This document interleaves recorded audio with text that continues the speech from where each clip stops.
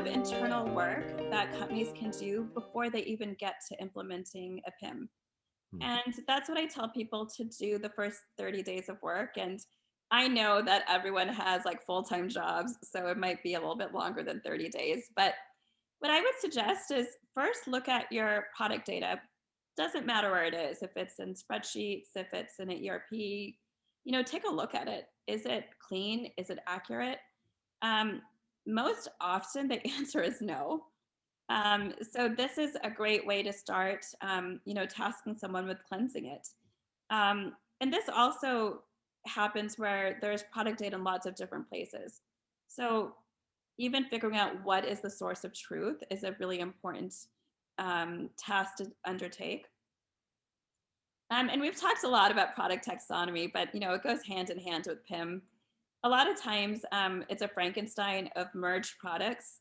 And this is really a time to like stop and be like, what makes sense for our customer? And, this is hopefully a time where you have SEO data and things like that. You understand much more what your customers are searching for, what types of product data are they looking for, and making an easy format of categorization grouping for them to be able to get that product. I've never been to a B2B customer where they've said that, yeah, our product taxonomy is perfect. It doesn't need to be changed. So there's always work there. The next, Justin, you mentioned this, but it's your digital assets. Do they need refreshing? A lot of times the pictures were taken, in the 1990s, and I love the 90s. There's nothing wrong with the 90s, but big hair, peg jeans. Exactly. Side parts, all of that, right? So now we're finding that images matter. Like the quality of images matters. So is there something you need to undertake where you refresh your images? I think the other thing that is really important, and Challen, our marketing director, tells me this all the time, is even just the way things are written, it's moving much more into conversational speak. So if you read your data sheets and it's extremely technical, and of course there's going to be parts where it has to be technical, but are there a bunch of words in there that don't need to be in there? So is it just simple? The other trend we're seeing is people don't like to spend a lot of time reading information or looking for information. So making sure that your data sheets are easily readable, maybe the format needs to change. And then again, can you add, blown out diagrams? Can you add videos? Videos is a big thing. It's growing in importance because again, people are getting more and more adverse to reading. And then we talked about this already, but if you don't have a platform selected already, putting those requirements together, getting demos from different vendors is really important. And that's something, of course, Salsify does really well. So I think that it's really important to think about all those things in the first 30 days.